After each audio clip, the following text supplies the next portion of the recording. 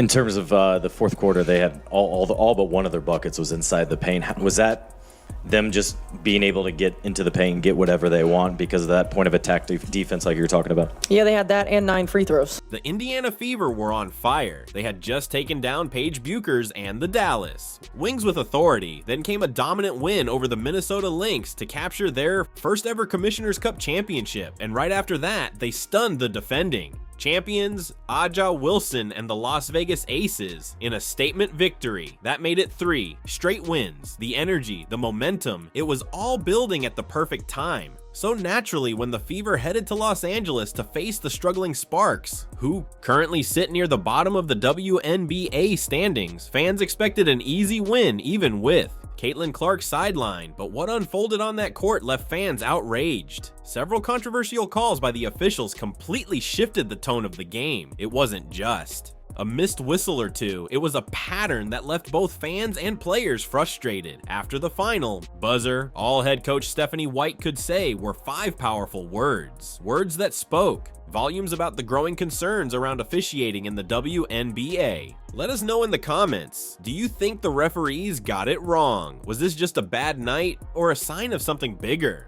Let's get into what really happened. We should have won this game. There was inconsistencies in the officiating. Wait until you see the second half. And I have everything.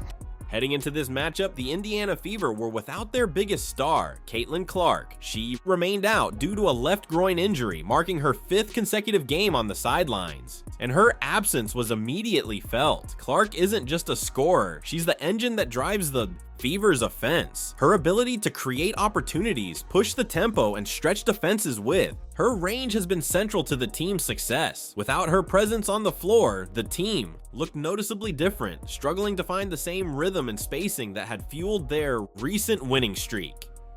Finding out this morning that we probably need to hold out again today. It really is a day-to-day thing. And I think for us, making sure that we're prioritizing her long-term health and wellness. It's anybody who's had some of these types of injuries understand that sometimes it's a process.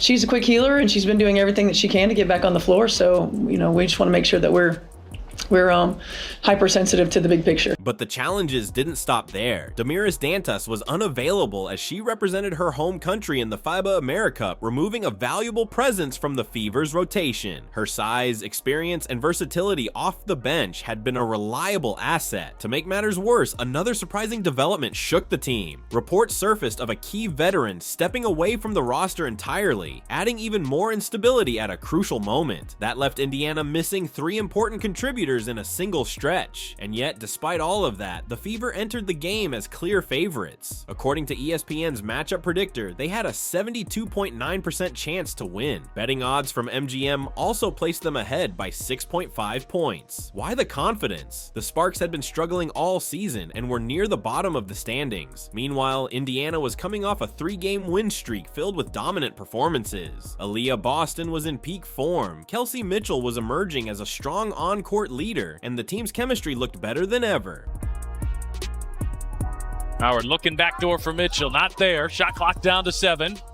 McDonald feed inside, and it's Howard for 2. It's good record. But underneath the surface, cracks were starting to show. Without Caitlin Clark on the floor, the Fever's pace noticeably slowed. Ball movement lacked the same rhythm and urgency, and the team struggled to generate quality looks. Aaliyah Boston, usually dominant in the post, wasn't receiving enough touches to fully assert herself. The offensive system, so effective with Clark orchestrating, began to lose its flow. Despite still having multiple players with all-star potential, Indiana seemed out of sync, and that raised a serious question. How could a team with this much talent going up against a struggling Sparks squad possibly fall short? I don't get it.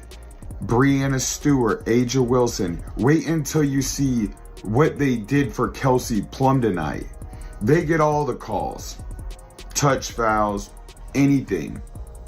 And guess what happens? Aaliyah Boston, the best center in the game, and guess what happens to her? She gets called for every touch foul and ends up in foul trouble this entire season and is still putting up MVP type numbers.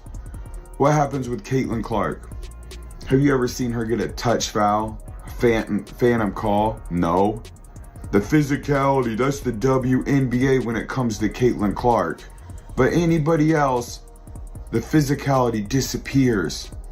And it's foul after foul. Expectations heading into this game were sky high. Many believed that Indiana's overall talent would be enough to carry them through, even with key players unavailable. After all, this was a team that had just knocked off some of the best in the league. Championship caliber athletes were still on the floor, and the Sparks, given their season struggles, were seen as a manageable challenge. But all the missing pieces created the perfect conditions for things to unravel. The chemistry that had fueled Indiana's recent success was heavily rooted in Caitlin Clark's leadership. She wasn't just scoring, she was directing traffic, setting the tone, and elevating everyone around her. Without her on the court, those clear roles started to blur. Players who thrived in specific roles were suddenly asked to do more, and as the game tipped off, the pressure of filling that void became increasingly difficult to ignore.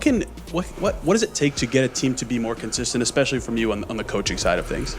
Yeah, I mean, I think a couple things. You know, there's always got to be a high attention to knowing personnel.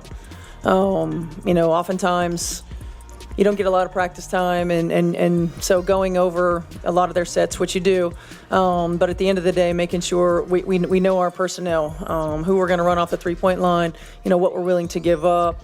You know, we've got to make sure that there's a high attention to detail there. Even with the team facing adversity, a few standout players made sure the Fever didn't go down without a fight. Leading that charge was Aaliyah Boston, who delivered an exceptional performance in the paint. Boston recorded 23 points and pulled down 12 rebounds, putting together a stat line that could have easily led to a win under different circumstances. She shot 9 for 17 from the field and made 5 of her 7 free throw attempts, showcasing her efficiency and composure.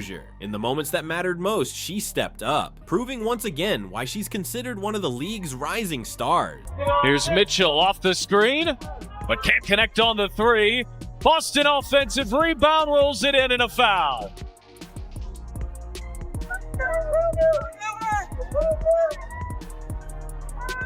The two bigs bring the ball up the floor, and Wnba wasn't ready for that. How about that change of pace and burst like a guard?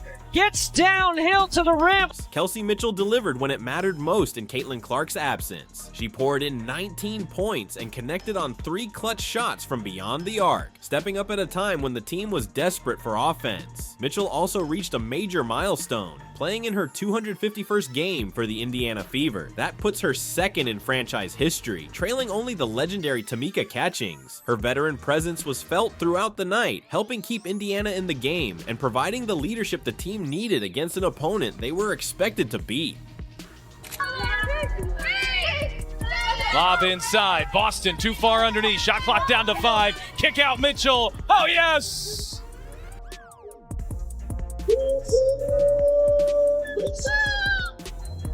Natasha Howard made a major impact with her experience and scoring ability, delivering one of her strongest performances of the season. She put up 21 points and grabbed 9 rebounds, coming just shy of a double-double. Howard was highly efficient from the field, hitting 8 of her 11 shot attempts and knocking down 1 of 2 from beyond the arc. She also went 4 for 6 from the free throw line and was a steady presence on both ends of the floor, providing much-needed offense and leadership throughout the game. Busted them all up.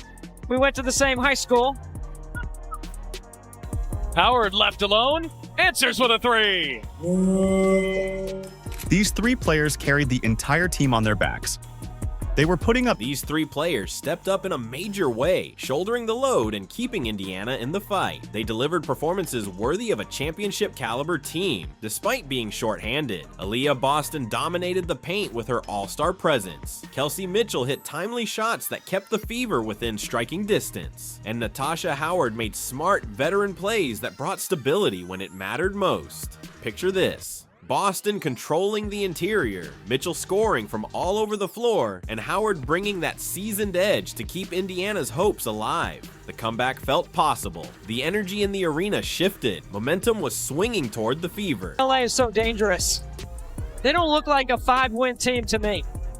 Oh, and there's Tipson sending it back.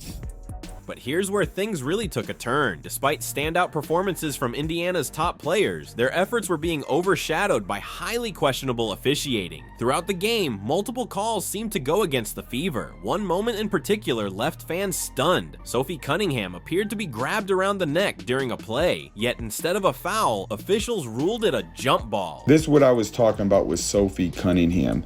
Look at this.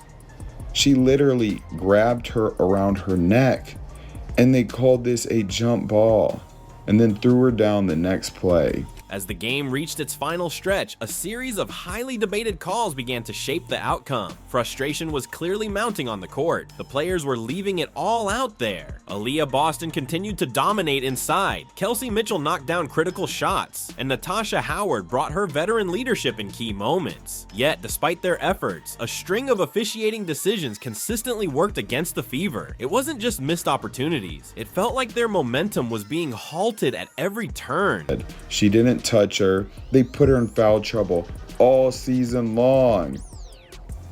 They're just calling stuff to call stuff. The refs made this game about them. Aaliyah Boston, again, she's an all-star player. Look at these hits.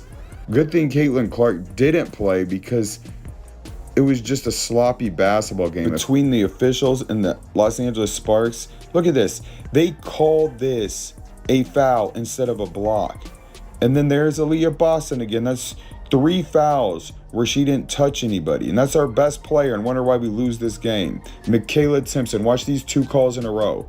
She didn't do anything. She got hit on that one, and they called a foul on her. Despite their relentless effort and standout performances, the Fever couldn't overcome the impact of several questionable calls that shifted the outcome. The disappointment was written all over the players' faces as a game they had every chance to win slipped through their fingers due to circumstances far beyond their control. This is 4th quarter. Look at this. This one pissed me off.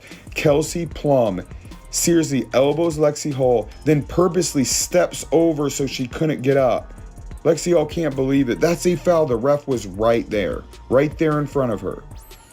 And then here we go. And they kept McDonald in foul trouble the entire game. There's 2 in a row where she didn't do anything. Look at that. Just had her arms in the air, but they gave, this is the 4th quarter. And they just kept giving every single call. I like Leah Boston finally getting pissed off. Then they call this away from the ball in the 4th quarter. Nothing going on. Just to put him at the line, and then Kelsey Plum, another one. But when Howard drives and gets slashed across the face, no foul, just out of bounds. After witnessing her team battle with everything they had, only to fall short in a painful loss, Stephanie White finally addressed the media. The atmosphere in the post-game press conference was tense, and her frustration was unmistakable. She had just watched her players leave it all on the court. Aaliyah Boston dominated the paint, Kelsey Mitchell came through with big-time buckets, and Natasha Howard delivered with veteran composure. But somehow, it still wasn't enough. Reporters waited closely for White's reaction. Known for her professionalism and calm demeanor, she typically chooses her words with care. But this time, the disappointment hit differently. The Fever had just fallen to a struggling team many believed they would defeat with ease. In terms of the 4th quarter, they had all but one of their buckets was inside the paint. Was that them just being able to get into the paint and get whatever they want because of that point of attack defense like you were talking about? Yeah, they had that and 9 free throws. Here's where things took a turn. Stephanie White summed up her frustration in just 5 pointed words. "We didn't get the calls." That single sentence spoke volumes. In those final moments, it was clear something felt off. The energy on the court, the reaction from the bench, everything pointed to a game slipping away, not because of execution, but because of officiating. Let's break down the turning points. Sophie Cunningham appeared to be grabbed around the neck during a critical possession. Rather than a foul, officials called a jump ball, a decision that stunned fans and players alike. Meanwhile, Aaliyah Boston seemed to be on the receiving end of multiple soft foul calls, while Los Angeles was allowed to play far more physically without the same whistle. The imbalance in officiating was hard to ignore, and it visibly impacted the momentum late in the game. I mean, look, there are going to be days where you make shots and miss shots. I mean, that's part of it. That's what I thought. AB had a really good look at the end. And so sometimes it just doesn't fall your way. So we're looking more about execution. I didn't feel like our execution was all that good at the end. I felt like in our reset timeout, it wasn't very good either. And that's on us, continuing to make sure that we are going over that, as often as possible when we have our practice time, and making sure that we're sharp in those areas. Stephanie White's 5-word statement, "We didn't get the calls," captured exactly what Fever fans were feeling. It was the voice of a fan base that had just witnessed a game shift not from missed shots or poor execution, but from questionable officiating. Supporters at home were frustrated. They saw the same moments unfold, calls that directly impacted the outcome. In that brief sentence, White expressed the frustration of thousands. She said what everyone was thinking. But this moment is about more than one game. It highlights the uphill battle Indiana has faced all season, from losing Caitlin Clark to injury to constant lineup changes and adversity. The challenges keep coming, and now they're also battling inconsistent officiating. Here's what's remarkable. Despite all that, the Fever nearly pulled off the win. That speaks volumes about this team's potential. Aaliyah Boston played like a true all-star. Kelsey Mitchell led with poise and confidence. Natasha Howard brought the kind of veteran leadership that holds a team together. This loss, while tough, is also a testament to what this group can become. When Clark returns and the roster is back to full strength, these hard-fought battles will be the foundation of something bigger. White's message wasn't just about frustration. It was a reminder that this team is built to rise through adversity, and they're not backing down. Here is Boston on a handoff to Cunningham. Head full of steam to the rim, and a foul. Cunningham and 1. I mean, this is just a really good screen by Boston to give her a step. The switch. Sophie's having a good time. This heartbreaking loss actually highlights just how promising the Indiana Fever's future really is. Let's break it down. Despite missing 3 major contributors, Caitlin Clark, Damiris Dantas, and Dawana Bonner, the Fever still pushed a full-strength opponent to the limit. That's not a sign of weakness. It's proof of resilience, depth, and elite-level potential. Most teams would struggle to stay competitive without that much firepower, but Indiana stayed locked in for the entire 40 minutes. That says a lot about their culture and their fight. Now here's the exciting part. Caitlin Clark's return could be just days away. She's been active in practices, running through drills, and supporting her teammates from the bench. Coach. Stephanie White is taking a cautious approach to protect Clark's long-term health. But the buzz is growing that she might be back as soon as Wednesday, when the Fever face the Golden State Valkyries. Imagine this lineup. Clark back at the helm, directing the offense with her signature court. Vision. Aaliyah Boston anchoring the paint. Kelsey Mitchell knocking down big-time shots. Lexi Hull bringing energy and perimeter defense. And Natasha Howard delivering leadership and production on both ends. That's not just a solid lineup. That's a championship-caliber core. Cunningham, Colson, give and go, and Colson hits a 3. That's called a boomerang pass. And there's more to the story. This young core has been tested under some of the toughest conditions the league can offer, and they've responded with resilience and growth. Aaliyah Boston has shown she can anchor the team when it matters most. Kelsey Mitchell has stepped up in Caitlin Clark's absence, averaging an impressive 21.6 points per game over that stretch.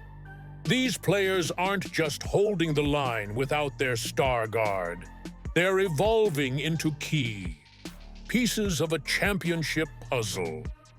Looking ahead to 2025, the foundation being built right now could pay huge dividends.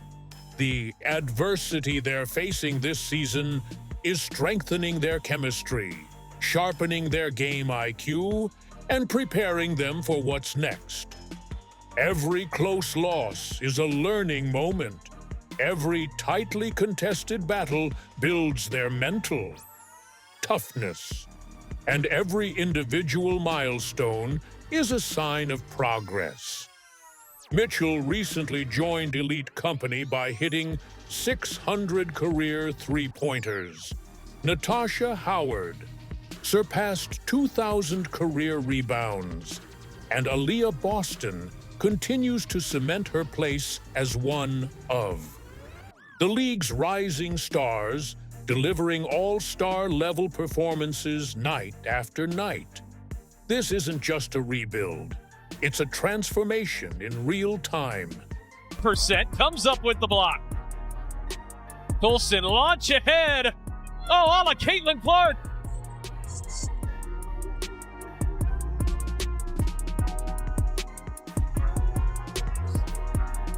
The road ahead is full of opportunities for the Fever to prove just how strong they truly are. Upcoming matchups against Golden State, Atlanta, Dallas, Connecticut, and New York will test this team and reveal how much they've grown through adversity. And when Caitlin Clark returns, this battle-tested group will be ready to turn heads. Here's what makes this journey even more compelling. Teams that capitalized on Indiana's injuries earlier in the season might not be so lucky the next time around. The Sparks managed to beat them twice. Other opponents found success while the roster was short-handed. But this team won't forget those moments. They'll remember every missed call, every tough loss, and every time they were counted out. All of that frustration, it's fueling their fire. This adversity is shaping them into a team built for the playoffs, one that plays with grit, focus, and determination when the stakes are highest. In fact, this recent loss only highlights just how dangerous the Fever could be at full strength. With Clark's return on the horizon, Indiana still has a path to becoming a playoff contender and possibly even earning a top 4 seed. This young roster has endured setbacks, but those challenges are building the chemistry and mental toughness needed to compete for something bigger. Imagine what this team can do when everyone is back on the floor. The potential for a true comeback story is very real. What are your thoughts on how the Fever have handled this stretch? And how do you feel about who is officiating this season? Drop your comments below. And don't forget, like the video, subscribe to the channel, and turn on notifications so you never miss an update. Tap the video on your screen to continue watching, and we'll see you in the next one.